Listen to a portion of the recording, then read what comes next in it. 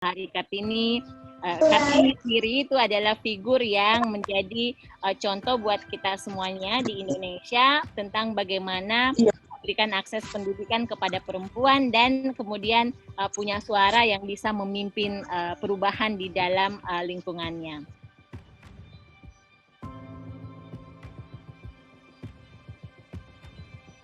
Harus ada perempuan yang maju untuk mewakili perempuan-perempuan di desa. Tahun 2015 saya sudah ditunjuk sebagai bendahara PAD dan bendahara Yuran Air Bersih. Ya, di situ saya sudah masuk dalam setiap kegiatan pemerintahan di desa. 2019 ada aturan untuk staf bendahara desa untuk ditiadakan. Jadi saya dinaikkan di kasih perencanaan.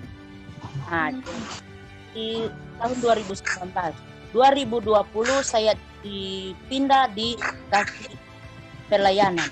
Sampai sekarang 2021 saya dikasih pelayanan masyarakat. Kita perempuan harus bekerja sama dengan pemerintah.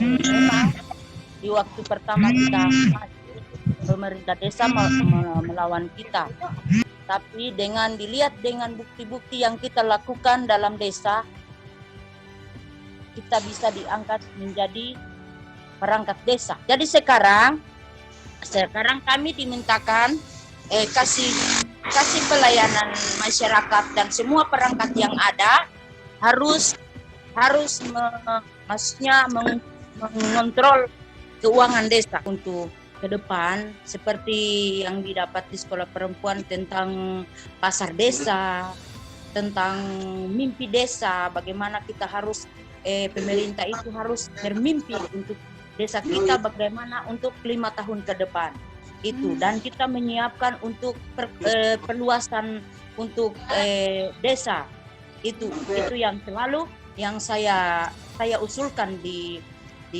pemerintah desa. Dan ini rencananya saya untuk membangun pasar desa.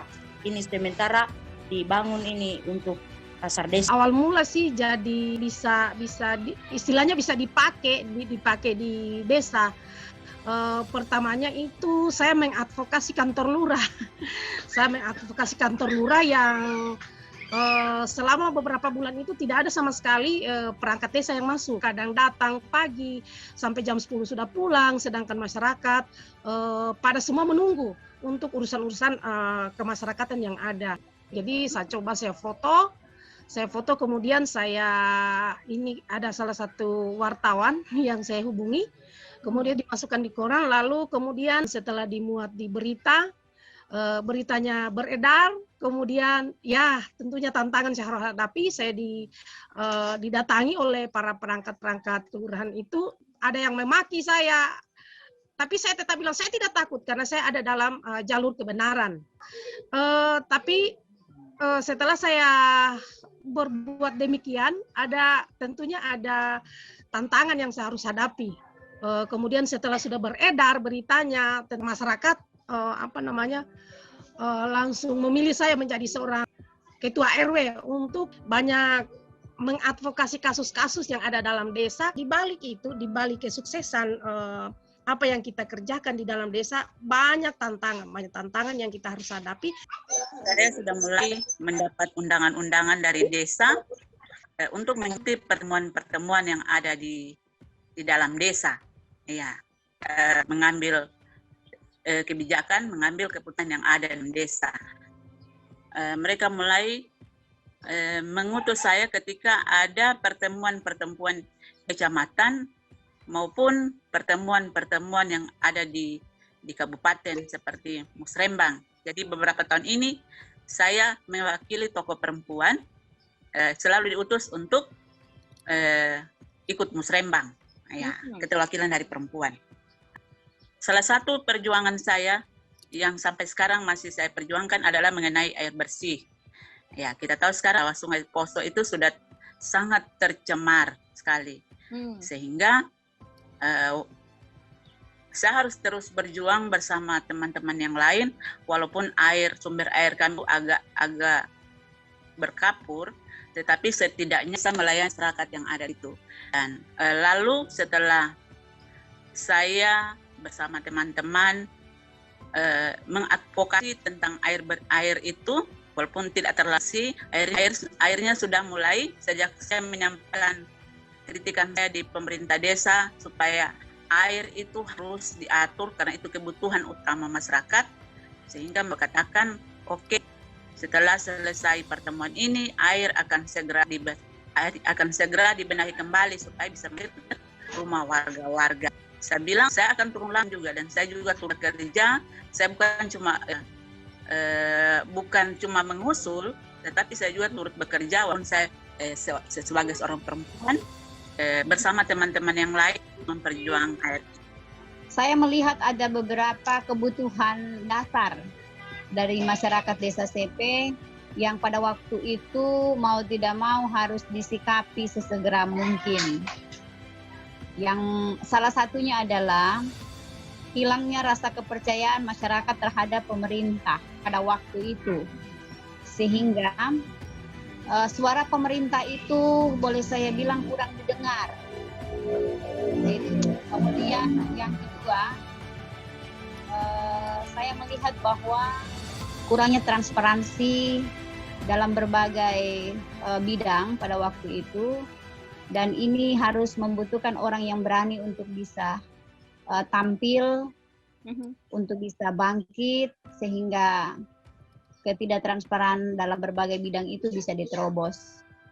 Kemudian yang ketiga, potensi alam desa saya itu luar biasa.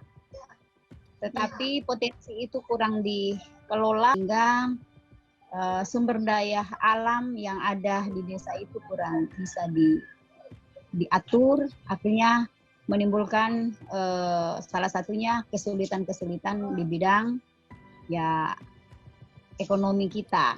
Ketika saya melihat kondisi itu, walaupun dari awalnya memang saya tidak punya niat, terbuka saya sampaikan, saya tidak punya niat untuk menjadi seorang kepala desa.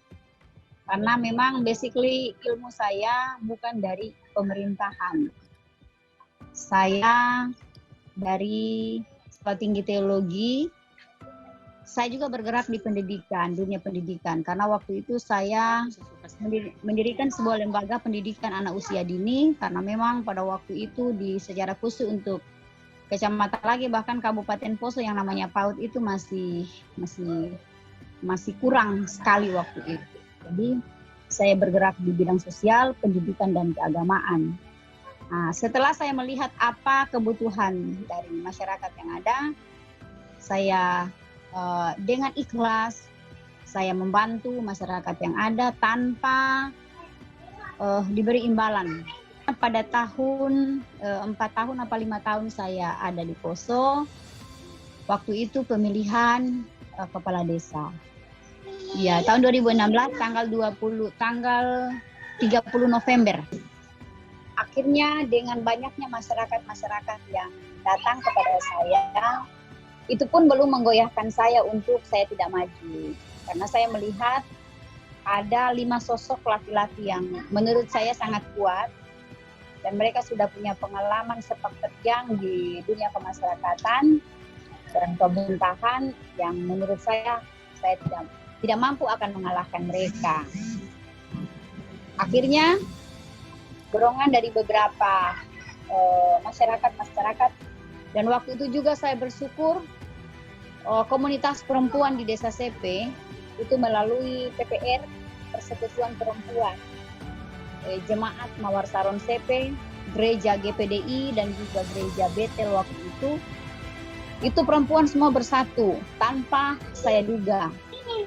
Mereka bersatu dan menyuarakan bahwa kehadiran kita harus usung Ibu Dian, salah satu perwakilan kita perempuan. Setelah melihat semua dari beberapa ibu-ibu tadi yang memang sangat hebat, saya bisa mengatakan sedikit satu semboyan untuk perempuan atau untuk wanita.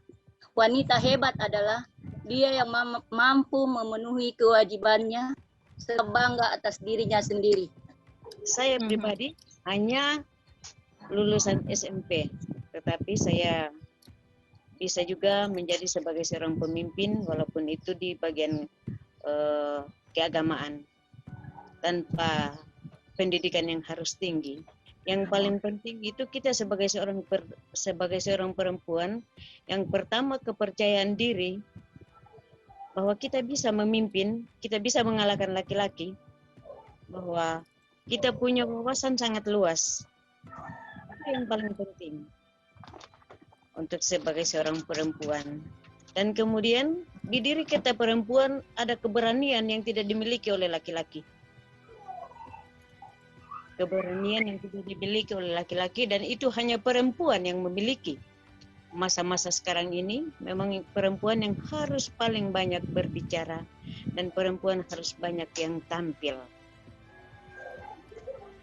Saya memberi semangat kepada Ibu Ratna karena teman sekolah perempuan, saya sangat salut keinginan Ibu Ratna untuk mencalonkan diri menjadi kepala desa.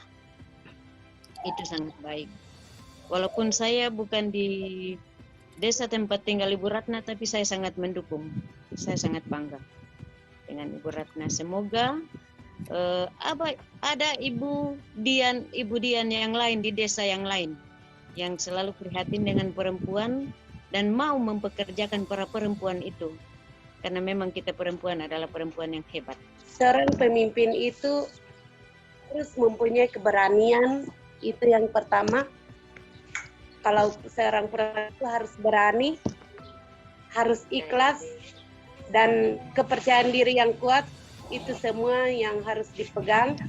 Karena kita adalah perempuan hebat, kita mulai memimpin dari keluarga kecil kita. Jadi kita sebagai perempuan yang punya kreativitas, pasti akan hebat juga dalam memimpin. Dan keikhlasan itu juga yang harus kita pegang, karena ikhlas dalam segala hal itu pasti akan menuju kesuksesan yang paling hebat. Kita sebagai perempuan janganlah kita jadi penonton saja, tetapi kita juga harus jadi motivasi bagi perempuan yang lain yang ingin lebih maju. Kita juga harus lebih maju juga. Saya mengucapkan terima kasih kepada beberapa ibu-ibu, terutama Ibu Dian yang Kepala Desa CP, yang telah lebih menguatkan saya akan menjadi Kepala Desa Pendiri. Wey, mantap nih. Kepala Desa Pendiri yang perempuan. Asik. Saya sangat kuat. Jadi di sini setelah saya mendengar tadi cerita-cerita dari ibu-ibu, ternyata kita perempuan ini tidak lemah. Saya akan mencalonkan kepala desa tahun ini, kemungkinan kalau bukan bulan 6, bulan 7. Jadi banyak contoh-contoh yang dia berikan kepada saya untuk supaya kuat menjadi kepala desa. Jadi saya tidak akan ragu lagi, karena memang banyak bapak-bapak, ibu-ibu yang susah, yang tersudutkan, yang minta kepada saya supaya ibu menjadi kepala desa. Karena saya tahu ibu ini, ibu yang kuat, bisa membantu orang-orang yang termiskin pun. Saya tidak pernah memilih kasih, saya tidak pernah pilih orang. Yang saya sangat perhatikan adalah orang susah. Karena saya tahu orang susah itu, kita memberi uang 10.000 lebih berarti daripada kita memberi uang 100.000 kepada orang yang berada. Saya sangat yakin bahwa apa yang disampaikan oleh ibu-ibu, baik melalui ungkapan hati maupun juga melalui cerita-cerita yang tadi sudah disampaikan, itu bisa membantu kita untuk menjadi lebih kuat dan terinspirasi semuanya untuk melakukan perubahan di dalam desa, untuk memimpin pembaharuan di dalam desa.